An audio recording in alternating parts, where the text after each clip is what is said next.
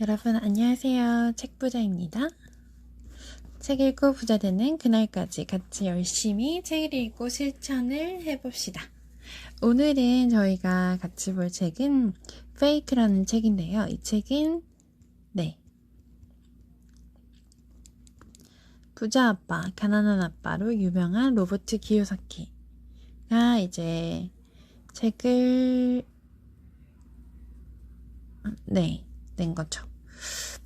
그래서 이 책은 한 1년 정도 됐어요. 책이 나온 지 한 1, 2년 정도 됐는데, 그래도 역시, 배울 게 많다고 생각이 들어서 이 책을 이제 선정을 했고요. 가짜 뉴스와 정보에서 진짜 돈과 자산을 지켜라. 그래서 가짜 뉴스와 정보, 이 부분이 중요할 것 같아요. 저희가 이제 뉴스나 이런 거를 보면서 이게 어떤 식으로 영향을 미칠지, 그리고 이게 약간 사람들을 막 이렇게 선동하게 하는, 뭔가 흥분하게 하는, 그쵸, 감정적으로 일으키는 건지, 아니면은 정말 이게 팩트인지, 진짜 뉴스인지. 그래서 어쨌든 저희는 그 뉴스를 보고, 이게 가짜든 진짜든 어쨌든 뉴스를 보고 파악을 해야 되는 경우가 많아요. 그래서 저희가 돈과 자산을 지키려면 이제 이 책을 읽고 어떻게 지켜야 되는지 이제 한번 살펴볼게요. 이 책은 무엇을 다루는가? 페이크는 다음 세 가지 가짜에 대해 다룹니다. 가짜 돈. 가짜 돈은 부자를 더욱 부자로 만들고 가난한 사람들과 중산층은 더욱 가난하게 만든다. 그래서 그래프를 보면 경제적 격차, 1979년 대비 계층별 소득 점유율 변화, 그래서 인플레이션 반영된 거, 그래서 부자는 점점 더 이렇게 치솟고 중산층도 그렇게 올라가지 않죠. 근데 빈곤층은 어떻죠? 더 내려가고 있어요. 그래서 이 양극화가 점점 더 심해지고 있죠. 이 그래프를 보시면은. 그래서 이게 가짜 돈, 인플레이션이 반영이 되면서 이 인플레이션 1년에 2%로 보통 사람들이 생각을 하고 이제 2%에서 4% 정도라고 이제 만약에 이제 금리마다 조금 다르겠지만, 물가 상승률에 따라 다르겠지만, 어쨌든 보면은 돈의 가치가 하락을 하면서 이제 그런 부분이 어쨌든 이게 종이 돈, 우리가 알고 있는 그 화폐, 그쵸? 신사임당, 세종대왕이 그려져 있는 그런 돈을 보면서 이제 이 돈을 지킬 수가 있어야 되는데, 이런 인플레이션이 가는지 모르고 은행에 넣어둔다든지 그냥 놔두면 그게 그대로 있다, 가치가 그대로 있다고 생각을 하면은 절대 안 되는 거죠. 그래서 그 금융 문맹이 되면 아무래도 빈곤층이 더 가난해질 수밖에 없는 거죠. 그래서 가짜 돈이 어떤 건지, 그리고 가짜 교사, 학교에서 돈에 대해 무엇을 배웠는가? 그쵸, 학교에서 돈에 대해서 직접적으로 가르쳐주지는 않죠. 아무것도 못 배웠다고 대답할 것이다. 교사들은 되게 좋은 사람들이지만 미국의 교육 제도는 붕괴했고 구식이 되었으며 학생들이 현실 세계에 대비하게 하는데 실패했다. 우리의 교육 제도는 학생들을 밝은 세상으로 인도하기는커녕 수백만 젊은이들의 암흑처럼 깜깜한 재정 상태와 가장 악랄한 형태의 부채로 이끌고 있다. 바로 학자금 대출 말이다. 미국 연방정부 및 셀리 메이가 보유한 총소비자 대출. 그래서 미국 경제 침체, 보고 싶지 않은 미래라고 써 있는데요. 그래서 점점 가면 갈수록 이제 소비자 대출이 늘어나고 있다는 거죠. 현재 학자금 대출액은 총 1.2조 달러. 그러니까 여기서 대출은 부자가 되기 위한 레버리지를 의미하는 게 아니라, 여기서는 이제 레버리지로서 자산 증식을 위한, 자산을 살 때의 레버리지가 아니라, 여기서 말하는 그 부채는 소비를 위한 레버리지죠. 어쨌든 뭐 학자금 대출도 소비잖아요. 대학교에 돈을 내는 거고. 그래서 이제 그런 대출이 늘어났다 이런 얘기죠. 1.2조 달러를 넘어섰는데 이는 미국 정부가 보유한 가장 큰 자산이기도 하다. 범죄 세계에서 이런 것을 갈취라고 부른다. 갈취의 사전적 정의는 다음과 같다. 남의 돈이나 재산을 강제로 빼앗는 행위, 특히 공무원이 직권을 남용해 저지르는 그 같은 행위. 2번은 과잉 청구. 다음에 세 번째 가짜 자산은 먼저 자산과 부채의 차이에 대해 정확히 이해할 필요가 있다. 자산은 내 주머니에 돈을 넣어주는 거. 자, 돈을 넣어주는 거 뭐죠? 그쵸. 예를 들면은 뭐 건물을 사서 월세가 나오는 거 그런 것들이겠죠. 부채는 내 주머니에서 돈을 빼가는 거. 얘는 학자금 대출 같은 것이죠. 이제 계속 이제 지출이 되는 거. 거기서 더 이상 뭔가 나오는 건 아니죠. 저한테 뭔가 이득이 나오거나 그런 건 없으니까. 가난한 아빠는 늘 우리 집은 가장 큰 자산이다라고 말했다. 부자 아빠는 집은 자산이 아니라 부채라고 말했다. 많은 사람들이 집을 자산이라고 생각한다. 집은 자산이 아니다. 세계 주택 가격 지수는 금융위기 이전 수준으로 아직 회복하지 못했다. 2008년 주택시장이 붕괴했다. 샌프란시스코와 뉴욕, 호놀룰루처럼 집값이 오히려 치솟은 일부 도시를 제외하고는 전 세계 수많은 도시의 주택 가격은 IMF 자료에서 볼 수 있듯이 아직도 회복되지 못했다. 금융계의 대량 살상무기. 부동산 붕괴는 진짜 부동산 붕괴가 아니었다. 그것은 가짜 자산 때문에 일어난 일이었다. 브레리 타임즈 기사에서 묘사한 가짜 자산 말이다. 그 뭐라고 말했는지 다시 한번 읽어보자. 새 자산을 구축하기보다 자산을 복잡하게 옮기는 거래를 기반으로 하는 경제를 창조했다. 엘리트 계층이 말하는 거죠.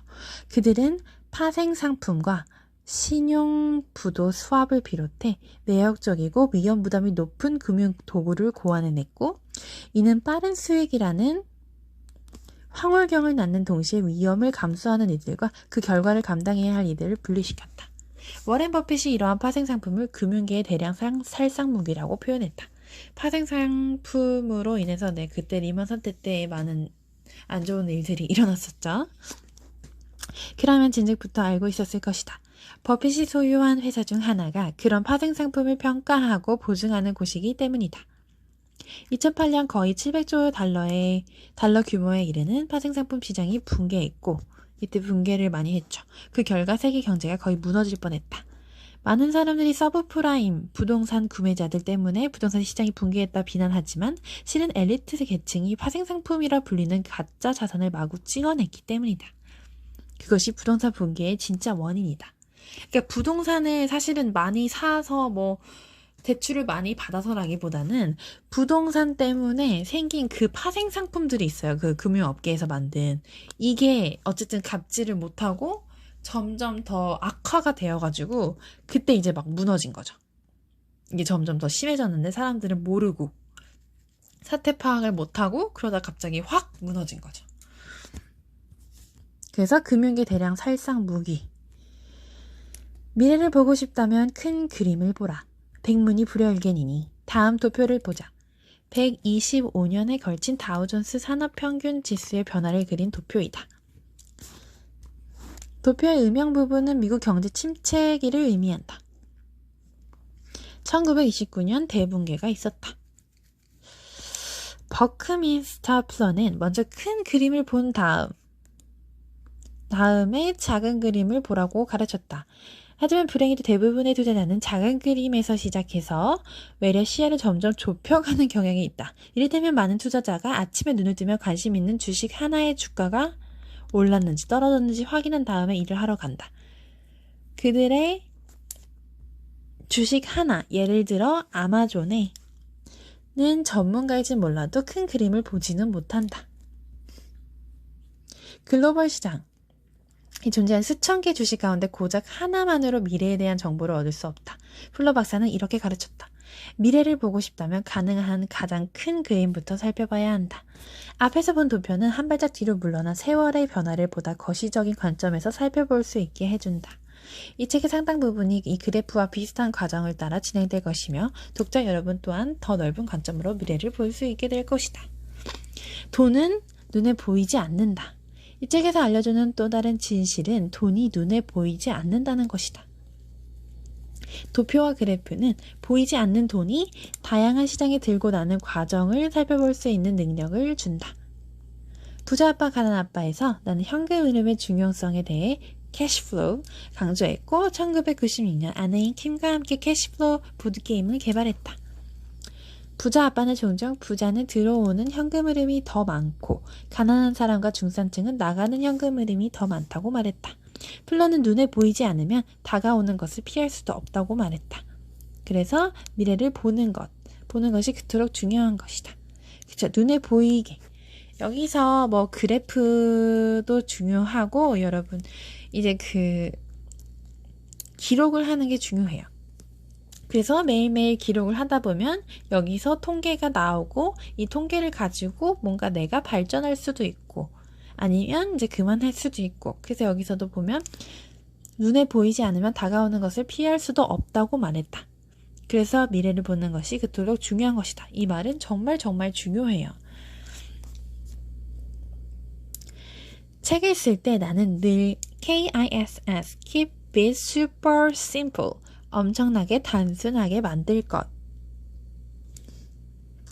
늘 마음에 새기고 독자 여러분이 지루하지 않게 자잘한 사실이나 숫자보다 표나 그래프 같은 시각 자료를 더 많이 활용했다. 대분계, 다시 앞의 도표로 돌아가 보자. 다우존스 그래프에서 1929년 대분계가 강조된 데에는 그럴 만한 이유가 있었다. 한 발 뒤로 물러난 1929년에 발생한 증시 대폭락을 보고 그것을 2000년 닷컴 버블 붕괴와 2008년 서브프라임 붕괴와 비교해 본다면 어째서 플러가 자이언트 크런치를 집필하고 내가 부자 아빠 가난한 아빠를 쓰고 스티븐 프렐이 우리 세대가 미국을 파산시켰다를 썼는지 이해할 수 있을 것이다. 자이언트 크런치랑 아빠 가난한 아빠 우리 세대 요 책도 제가 한번 이제 읽어볼 예정이에요. 그래서 페이크도 사면서 부자 아빠 가난한 아빠도 이제 이게 20주년 기념으로 특별 기념판으로 이제 요즘 시대에 맞춰서 다시 나왔더라고요. 그래서 제가 읽어볼 예정입니다. 여기서 다시 브릴의 글을 인용해 보겠다. 왜냐하면 이건 정말로 중요한 이야기이기 때문이다. 엘리트 계층은 새 자산을 구축하기보다 자산을 복잡하게 옮기는 거래를 기반으로 하는 경제를 창조했다. 파생상품과 신용 부도 수합을 비롯해 외역적이고 위험 부담이 높은 금융도구를 고안했고 빠른 수익이라는 황홀경을 낳는 동시에 위험을 감수하는 이들과 결과를 감당해야 할 이들을 분리시켰다. 아까 읽었던 그 부분이에요. 똑같은 부분.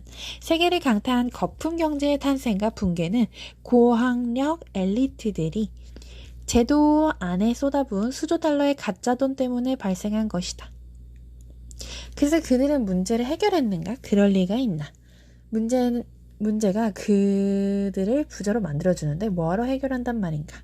뭐하러 바꾼단 말인가? 왜 변화를 주겠는가? 산다는 게 이렇게나 멋지고 근사한데 물론 엘리트 계층에게만 말이다. 2008년 금융상품 시장의 규모는 거의 700조 달러에 달했고 2018년 1200조 달러. 잘못 들은 게 아니다. 엘리트들은 문제를 더 크고 심각하게 2배로 부풀렸다. 이 책을 쓰고 있는 지금 우리는 1000조 달러 이상 규모의 재앙을 목전에 두고 있다. 이 책의 목적은 내가 책을 쓰고 캐시플로우 게임을 개발한 이유는 나나 이 책을 읽는 당신처럼 평범한 이들이 고학력 엘리트가 아니라 다가오는 금융위기를 극복하고 성공을 거두고 어쩌면 나아가 큰 부자가 될 수 있는 기회를 주기 위해서다. 거듭 말하지만 머지않아 우리는 1000조 달러 이상 규모의 대붕괴를 직면하게 될 것이다. 우리는 지금 어마어마한 규모의 숫자를 말하고 있다. 100만은 얼마나 큰 숫자인가? 많은 사람들이 100만장자가 되고 싶어한다. 100만은 1000에 1000을 곱한 숫자이다. 10억은 얼마나 큰 숫자인가? 10억은 100만에 1000을 곱한 숫자이다. 1조는 얼마나 큰 숫자인가? 1조는 10억에 1000을 곱한 숫자이다. 1000조는 얼마나 큰 숫자인가? 1000조는 1조에 1000을 곱한 숫자이다. 여기서 질문. 그렇다면 1200조 규모의 파생 상품이 날아간다면? 그래서 나는 이 책을 써야만 했다. 고학력 엘리트들이 우리의 돈을, 교사를, 그리고 우리의 자산을 손에 넣고 뒤흔들면 경제는 카드로 만든 집처럼 위태로워진다. 넓은 관점에서 보라. 10억 초 전에는 1987년이었다. 10억 분 전에는 예수가 이 땅에 살고 있었고 10억 시간 전에는 인류는 동굴에 살았다. 10억 일 전에는 인류는 지구상에 존재하지 않았다. 미국 정부는 2시간마다 10억 달러를 소비한다.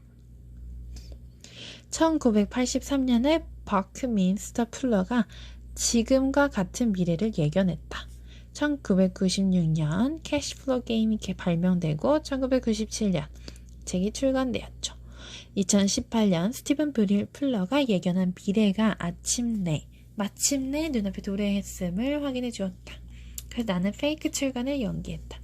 여러분에게 완성된 퍼즐을 보여주기 위해서.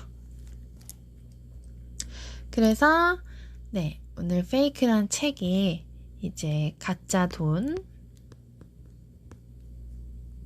그다음에 가짜 교사, 이 부분들 2번. 그래서 가짜 돈은 가짜 돈은 부자를 더욱 부자로 만들고 가난한 사람들을 더욱 가난한 사람으로. 그 다음에 가짜 교사는 학교에 대한 교육에 대한 이야기였죠. 그리고 이제 세 번째는 가짜 자산이죠.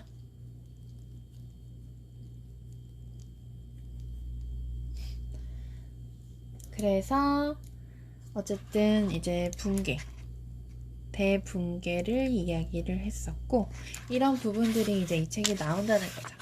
그래서 책에 대해서 이제 로버트 기요사키가 왜 이 책을 썼는지와 함께 넓은 관점을 가져야 된다는 거.